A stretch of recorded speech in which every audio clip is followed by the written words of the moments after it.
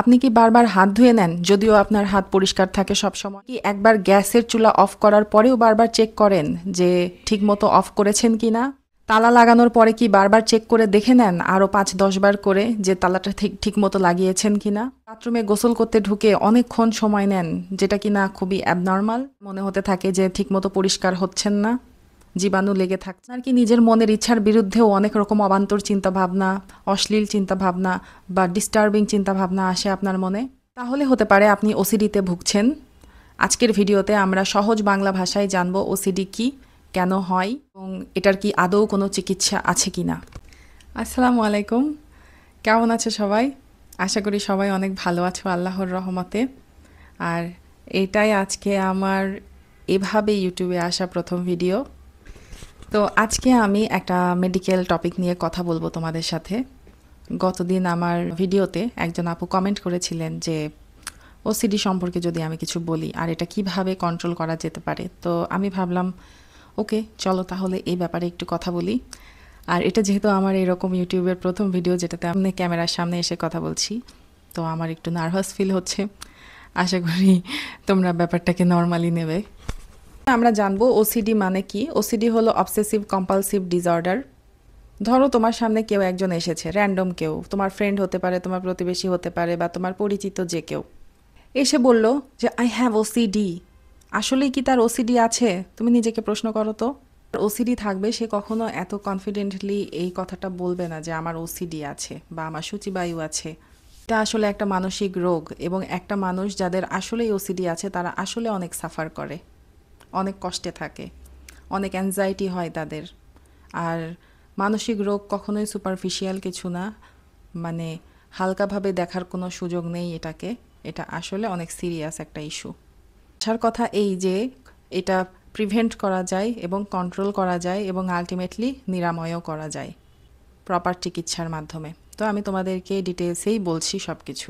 এটা যেহেতু একটা মানসিক রোগ, এখানে কি হয়, একটা ধরো মানুষের মাথায় একটা অবসেশন ক্রিয়েট হলো, মানে একটা চিন্তা বারবার করে আসছে ওর মাথায়, আর সেই অবসেশনের কারণে ও একটা কাজ বারবার করে করছে।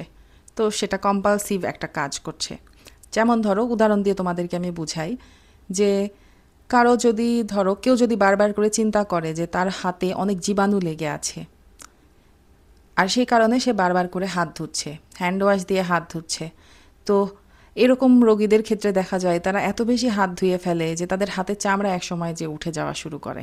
এই ধরনের রোগীগুলো কিন্তু জানে যে আসলে এটা ঠিক হচ্ছে না, আবার অনেকে হয়তোবা জানেও না যে এটা ঠিক হচ্ছে কি না, কিন্তু তারপরেও তারা এই কম্পালশনটাকে থামাইতে পারে না, নিজের উপরে তাদের কোনো কন্ট্রোল নেই, না চাইতেও এই ব্যাপারটা বারবার করে ঘটেই যাচ্ছে। হাত ধোয়ার ব্যাপারটা আমরা কম বেশি সবাই জানি।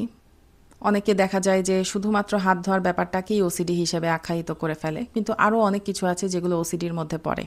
যেমন যাদের ওসিডি থাকে তারা নিজের টেরিটরির ভিতরে বা নিজের বেডে বা নিজের পড়ার টেবিলে বা নিজের পার্সোনাল জিনিসপত্র অন্য কাউকে হাত দিতে দেয় না, নিজের বেডে কাউকে বসতে দেয় না, সবসময় একটা খুঁতখুত করতেই থাকে।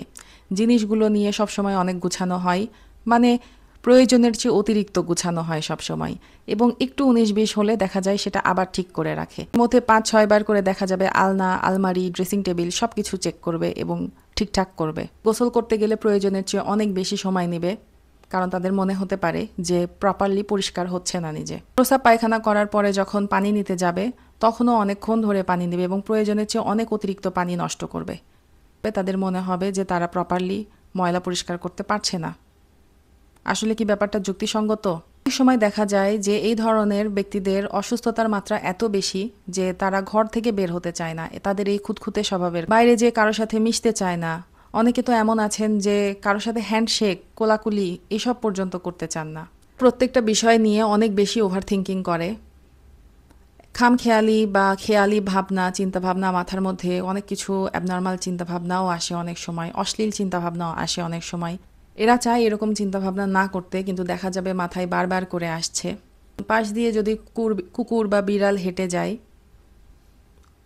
তাহলে ধরে নিবে যে হয়তোবা গায়ের লেগেছে, এটা মনে করে সে দ্রুত পরিষ্কার হয়ে নিবে। আবার অনেকে মুসলিম আছেন যাদের ক্ষেত্রে অনেক অদ্ভুত চিন্তাভাবনা মাথায় আসে, যেটা আসলে চিন্তা করার কথা না। যেমন সে বারবার করে ভাবে সে হয়তো পাপ করছে, ভুল করছে, তার পায়ে হয়তো কুরআন শরীফ লেগে যাচ্ছে।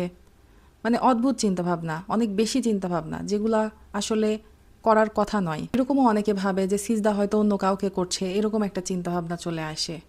মানে যে থটের কোনো রিয়ালিটি নেই, কিন্তু বারবার করে চিন্তা করছে এবং ওইটা চিন্তা করতে করতে আসলে অসুস্থ হয়ে পড়ছে। অনেক ধরনের ওসিডি বলে ফেললাম, যে এই উদাহরণগুলো আপনারা মিলিয়ে নিয়ে দেখতে পারেন। এর পরবর্তী ধাপে আমি আলোচনা করব এটা কেন হয়। এই মানুষের ব্রেইনে যদি কেমিক্যালস যে থাকে, একটা সেরোটোনিন নামে একটা হরমোন থাকে, এটার ইমব্যালেন্সের কারণে হতে পারে। এটা 1 নাম্বার। 2 নাম্বার, পরিবারে যদি কারো থেকে থাকে, তো প্রথম ডিগ্রির রিলেটিভস যেমন বাবা মা ভাই বোনের কারো যদি থেকে থাকে, তাহলে পারিবারিক দিক থেকেও পেয়ে যাওয়ার একটা সম্ভাবনা থাকে। মানসিক চাপ, ছোটবেলায় যদি অনেক বেশি প্রেশার বা ট্রমার কোনো হিস্ট্রি থেকে থাকে, মানুষদের ক্ষেত্রে ওসিডি হওয়ার সম্ভাবনা বেশি থাকে।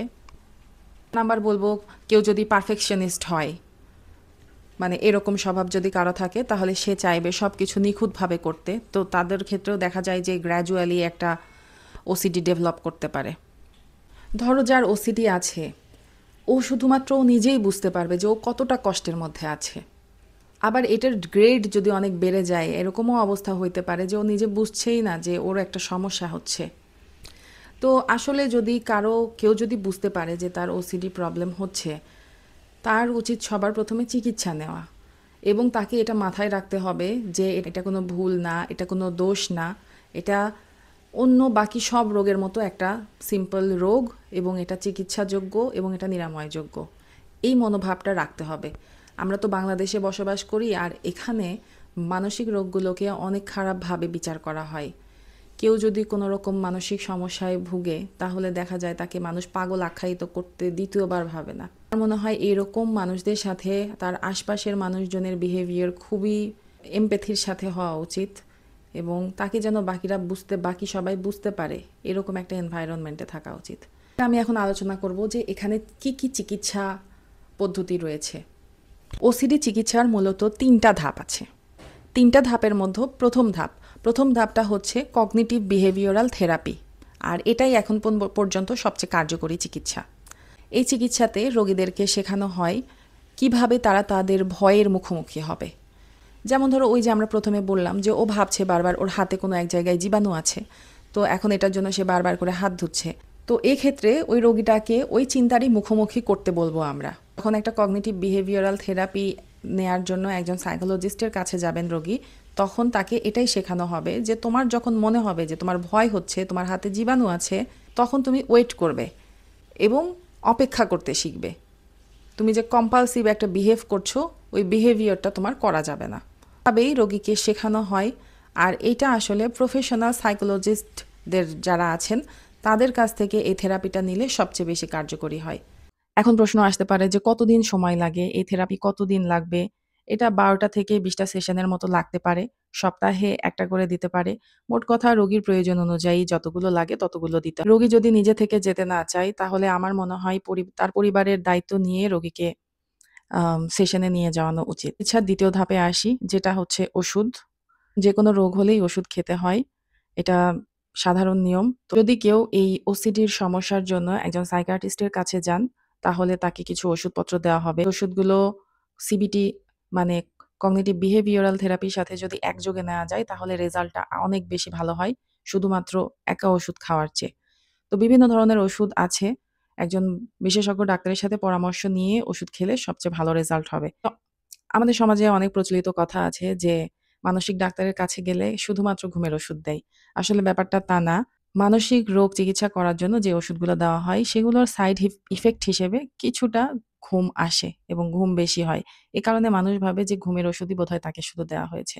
তবে এখানে একটা জিনিস মাথায় রাখতে হবে যে এটা একটা দীর্ঘমেয়াদী চিকিৎসা, এবং হুট করে কখনোই মানসিক রোগের চিকিৎসা বন্ধ করে দেওয়া উচিত না।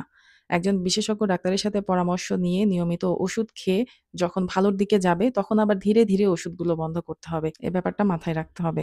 আর একদম শেষে আসছে লাইফস্টাইল সাপোর্ট, যেটা যে কোনো রোগের ক্ষেত্রেই প্রয়োজনীয় একটা জিনিস, এবং এক্ষেত্রেও এটা অনেক উপকারী।